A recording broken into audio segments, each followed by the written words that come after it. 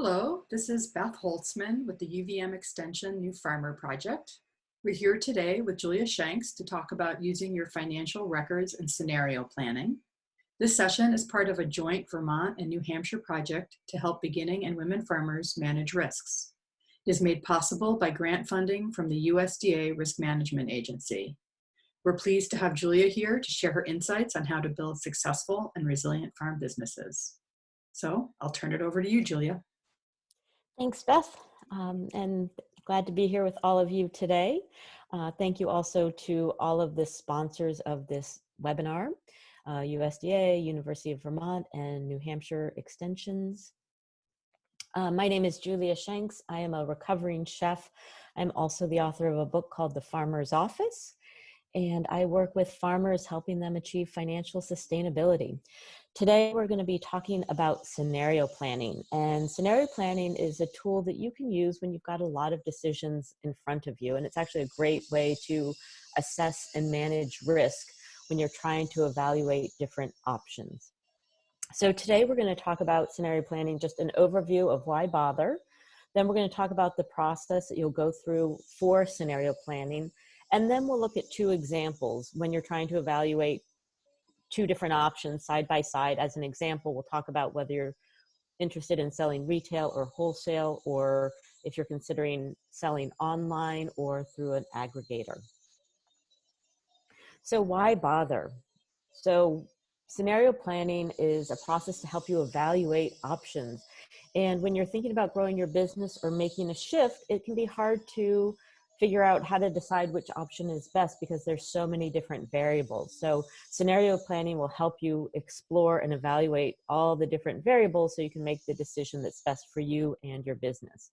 And particularly in uncertain times like in this post-COVID world, you need to adapt quickly and choose a direction. So how do you choose a direction? Scenario planning can help.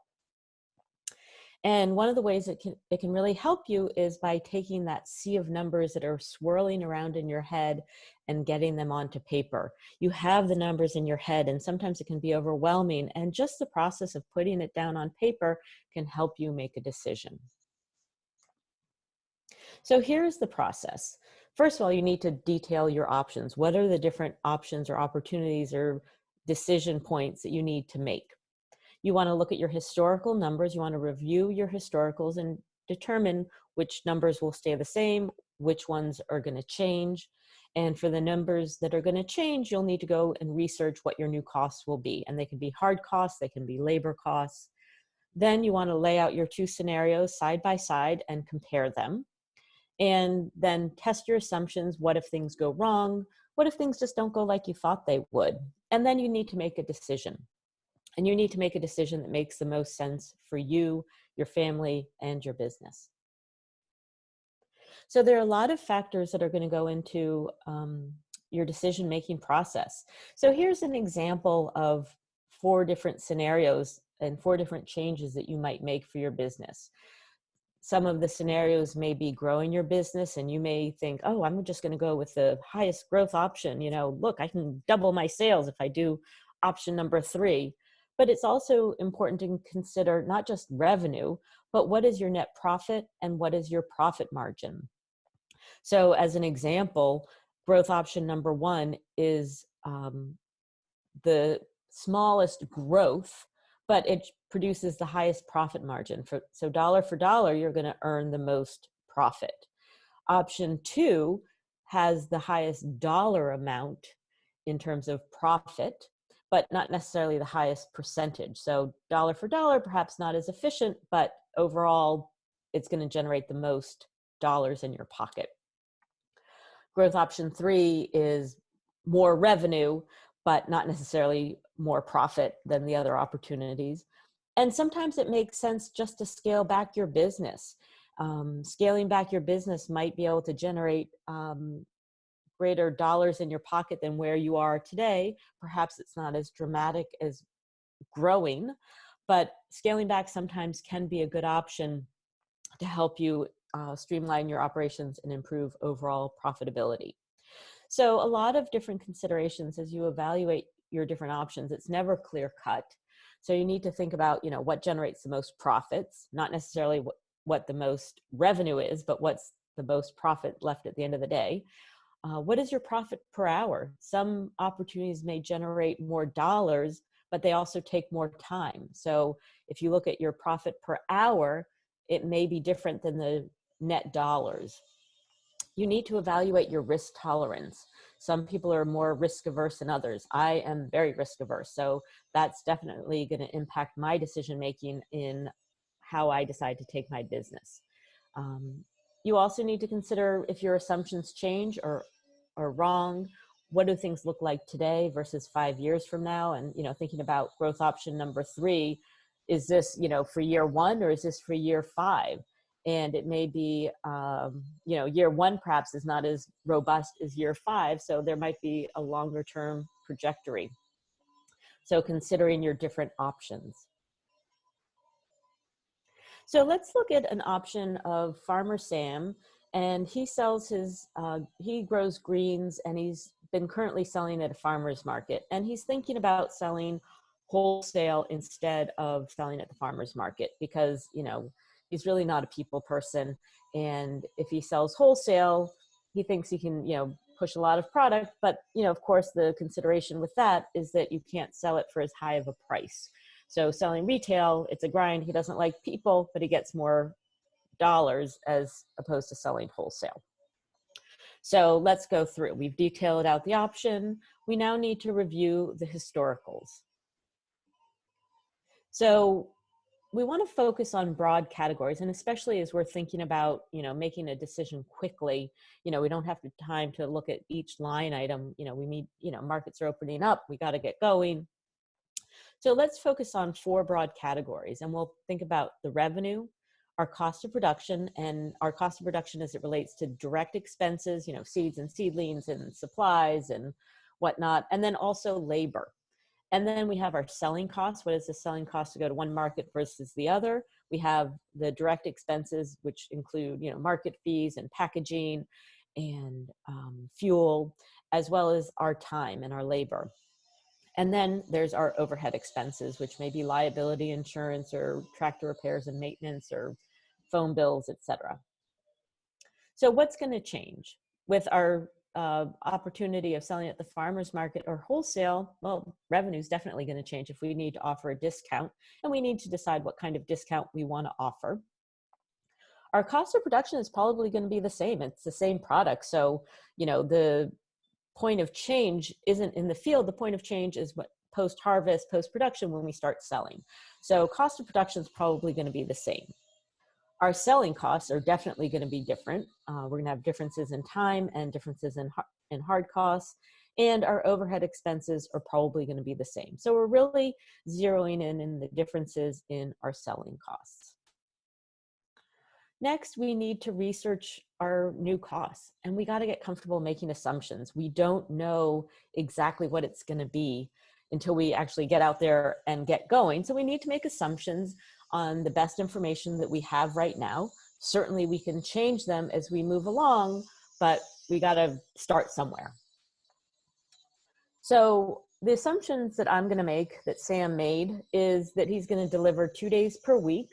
He's going to deliver 13 weeks per year, and each delivery run is going to take him 2 hours. So the total time is going to be 52 hours per season. So we can now look at the options side by side. He knows that if he goes to the farmer's market and it takes him 8 hours, his cost of production, it's going to be the same for farmer's market or wholesale. And the selling costs, factoring in the time and the fuel and the market costs, that's where the real change is going to be. So here we have the farmer's market, here we have the wholesale, and the big difference as well is going to be the time that it takes to sell to either market. So gross profit, we can see, he's going to make more dollars in his pocket if he goes to the farmer's market than if he goes to the wholesale route. But if we think about it in profit per hour and how much is his time worth, in this scenario, in this example, selling wholesale is going to be a more efficient use of his time, that for every hour he's out selling, he's going to generate $571 compared to the farmer's market, which is going to be $462. But we know something's not going to go as planned. And, Murphy's Law, that anything that can go wrong will go wrong. And all the assumptions that you made are going to be wrong. And it's not that they're wrong, it's just that they evolve and you learn. So, think about where your risk tolerance is and what could go wrong, what might not work, and then run the scenario again to see how things will change. So what if you're selling wholesale and you realize that you need to discount more than 80% or give more than 20% discount to 80% the retail price? What if your customer orders, your wholesale orders are smaller than you anticipated, and therefore you need more customers and your selling time goes up? So, and what else can go wrong? These are just two examples, but other things might go wrong as well. So, really just put it all out there. So, your selling costs increase for wholesale, your gross profit, your time is greater. So all of a sudden, if things go wrong, things don't go quite as planned, it may be that the farmer's market is a more clear winner, if you will, in these scenarios. But that's if your assumptions don't work out as you thought. So, see the best case scenario, the realistic scenario, and then if things go wrong, what changes? And then finally, you need to make a decision. Do you sell wholesale or do you sell at the farmer's market, and why? And Beth, I will be curious to hear, what do you think? What would you do? Well, Julia, like you, I am pretty risk averse. So I probably would try to do both and spread the risk across both markets, Yeah. especially now when things are very uncertain and changeable. Yeah, and you don't Figuring there know. could be changes in both. Yep. And especially in the world of COVID-19 and not really being sure how the farmers markets are going to go. And while the farmers market historically have been solid, perhaps they're not. So maybe the wholesale feels less risky just because it's going to be a more consistent demand if you're selling to grocers and cooperatives, for example, versus, selling to restaurants. So really, it depends on which customer base you're going to. Absolutely.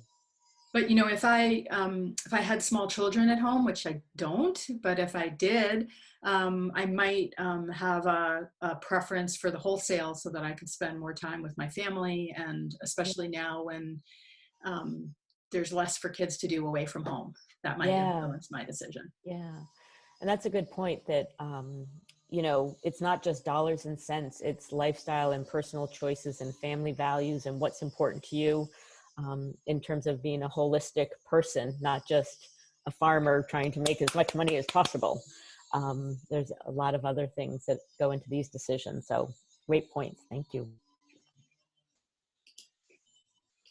So let's look at another scenario. And I think this is particularly relevant in the post-COVID world. I know a lot of people are moving their sales online. Aggregators are popping up. So more or less selling to a distributor, but I think about aggregators being other farmers that are pulling together everybody's product and then distributing it for you. If you sell through an aggregator, they're going to want a discount from your retail price, of course, because they need to sell it at your retail price and they want to take a cut. Therefore, you need to give them a discount. If you decide to sell online and control your own sales channel, then you need the infrastructure. You need to build a website that's capable of online sales. And then, if you sell online, you're going to have processing fees and so on. So a lot of different variables and, different costs for each option. So again, we want to review the historicals, what will change and what will stay the same. So revenue definitely is going to change with one venue versus the other. And as both scenarios are new, we don't even know how much they'll change, and we don't necessarily know what market demand will be better or worse. The other consideration is that your cost of production may change.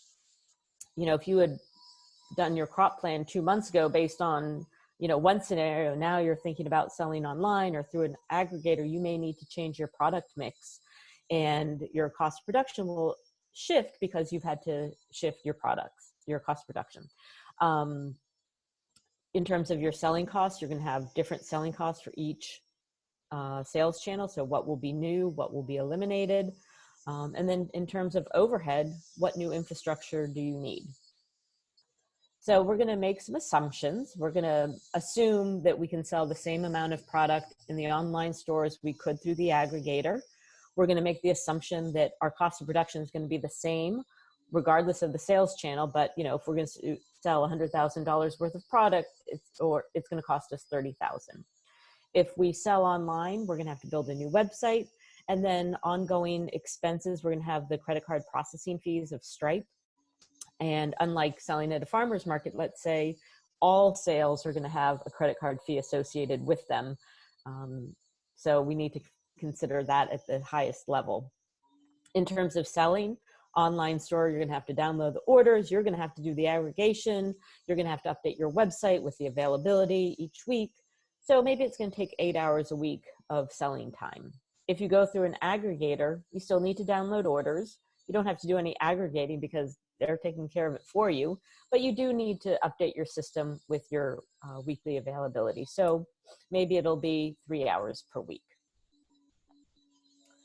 So we can now, with all the numbers, we can lay out the two scenarios side by side and compare our options. We can look at our gross profit, and then we can also look at our profit per selling hour.